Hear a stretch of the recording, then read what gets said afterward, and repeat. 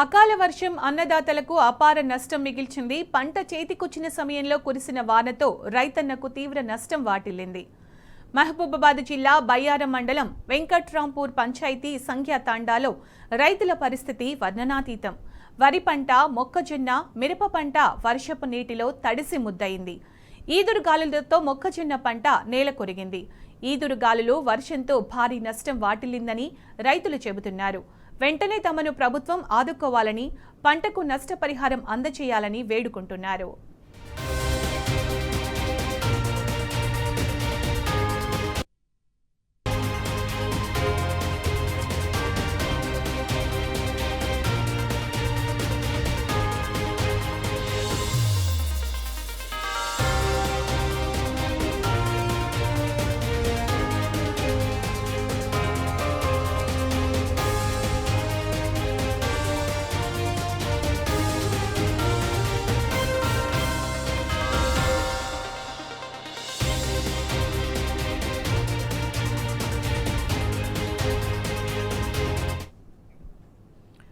అకాల వర్షం అన్నదాతలకు అపార నష్టం మిగిల్చింది. పంట చేతికొచ్చిన సమయంలో కురిసిన వానతో రైతన్నకు తీవ్ర నష్టం వాటిల్లింది. దీనికి సంబంధించి పూర్తి సమాచారం మా ప్రతినిధి సాంబా అందిస్తారు. సాంబా, నిజంగానే అన్నదాతలు నిండా ముంచిన ఈ అకాల వర్షాలు ప్రస్తుతం రైతుల పరిస్థితి ఎలా ఉంది? వాళ్ళు ఏమంటున్నారు సాంబా? శ్వేత, రాష్ట్రంలో ప్రభుత్వం మారిన తర్వాత గత 18 నెలలుగా రైతులు ప్రభుత్వంతో యుద్ధం చేస్తున్న పరిస్థితుల్లో వాళ్ళ మీద ప్రకృతి కూడా ఇప్పుడు పగబట్టిందా అన్నటువంటి పరిస్థితులు దాపరించాయి. ముఖ్యంగా మహబూబాబాద్ జిల్లా పరిధిలో ఉన్నటువంటి పాత ఖమ్మం జిల్లా నుంచి మహబూబాబాద్ జిల్లాలో కలిసినటువంటి 2 మండలాలు గార్ల బయ్యారం మండలాలలో గత రాత్రి కురిసినటువంటి అకాల వర్షం బీభత్సం సృష్టించింది. ఒక్క మాటలో చెప్పాలంటే నోటికాడికి వచ్చిన నోటికాడికి వచ్చినటువంటి పంట నీటి పాలైపోయి రైతులు కన్నీరు మున్నీరుగా విలపిస్తున్నారు. ముఖ్యంగా బయ్యారం మండలంలో జరిగినటువంటి నష్టం అపారమైనటువంటి నష్టం జరిగింది. 2-3 రోజులైతే మార్కెట్ కు తరలించేందుకు సిద్ధంగా ఉన్నటువంటి మొక్కలు, అట్లాగే మిర్చి కూడా మోకాళ్ళతో నీటిలో పడి తడిసిపోవడం, కొట్టుకుపోవడంతో రైతు గుండె పగిలిపోతున్నాడు. గత రాత్రి కురిసినటువంటి అకాల వర్షం అనేది చాలా నష్టాన్ని మిగిల్చింది. మొక్కలు అట్లాగే మిర్చి తడిసి ముద్దయిపోయినాయి. మార్కెట్ తరలించి అమ్ముకుంటే వచ్చేటువంటి పెట్టుబడులు పోను ₹1 మిగులుతుందనేటువంటి ఆశగా ఉన్నటువంటి రైతులకు ఈ అకాల నష్టం చాలా పెద్ద నష్టాన్ని మిగిల్చింది. ఈ అకాల వర్షం అసలు యాసంగి అంటేనే ఎన్నో వ్యయ ప్రయాసాలు కోర్చి పంట పండించాల్సిన పరిస్థితి ఉంటుంది. ఒక పక్క నీళ్లు లేక కొద్ది రోజులు కష్టపడ్డారు, ఒక పక్క కరెంటు లేక ఇబ్బందులు పడ్డారు.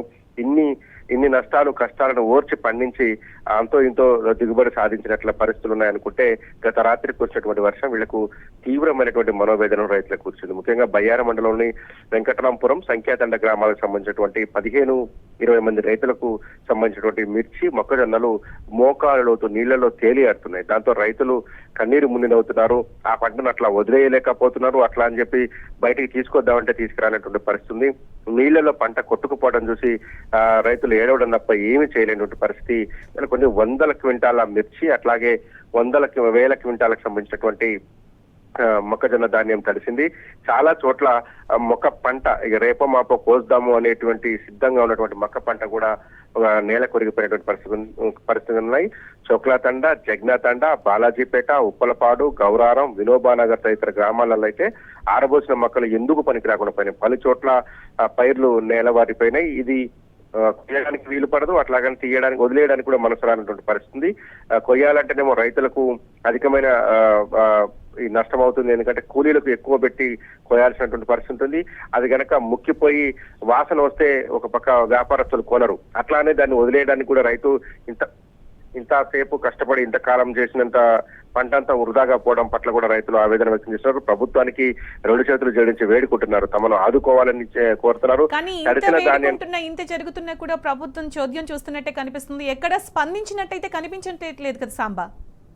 కళ్ల ముందు పంటలు ఎండిపోయి రైతులు ఆత్మహత్య చేసుకున్న సందర్భంలోనే ప్రభుత్వం చాలా దారుణంగా వ్యవహరించింది. ఎక్కడ ఒక ఎకరం పంట ఎండిపోలేదంటూ మంత్రులు, ముఖ్యమంత్రి ప్రకటనలు జారీ చేసేటువంటి పరిస్థితులు మనం చూసాం. నిండు అసెంబ్లీలోనే ఎక్కడ పంటలు ఎండిపోలేదన్నారు. అట్లాంటిది ఇవాళ అకాల వర్షానికి పంట నష్టపోతే ఆదుకుంటారనేటువంటి భరోసా కూడా రైతులకు కల్పించడంలో ఆయా ప్రాంతానికి సంబంధించినటువంటి ప్రజాప్రతినిధులు కానీ, మంత్రులు కానీ లేదంటే అధికారులు కానీ ముందుకు వస్తారనేటువంటి ఆశ కూడా రైతుల్లో లేదు. కానీ గత ప్రభుత్వం ఇచ్చినటువంటి అంతో ఇంత సాయం, ఎకరాకు 10,000 రూపాయలు గతంలో మొక్కలు ఎండిపోతే స్వయంగా నాటి ముఖ్యమంత్రి కేసీఆర్ వచ్చి బోనకల్ మండలంలో పర్యటించి రైతులను ఓదార్చి ఎంత నష్టం జరిగిందని తెలుసుకొని నష్టం అపారంగానే ఉంది, అంత నష్టాన్ని ప్రభుత్వం భరించలేదు, కానీ ఎకరాకు ఒక 10,000 రూపాయలు మేము ఇస్తామని చెప్పి ఇచ్చినటువంటి రోజులు గుర్తు చేసుకుంటున్నారు రైతులు. కానీ ఇవాళ ఎంత దారుణమైన పరిస్థితులున్నా ఎండిపోయింది పంట అన్నా పట్టించుకున్న నాదులు లేడు, నీళ్లు రావట్లేవు, దిగువ భూములు ఎండిపోతున్నాయని చెప్పినా గానీ కనీసం స్పందించినటువంటి మంత్రులు గాని ఎమ్మెల్యేలు కానీ లేరు.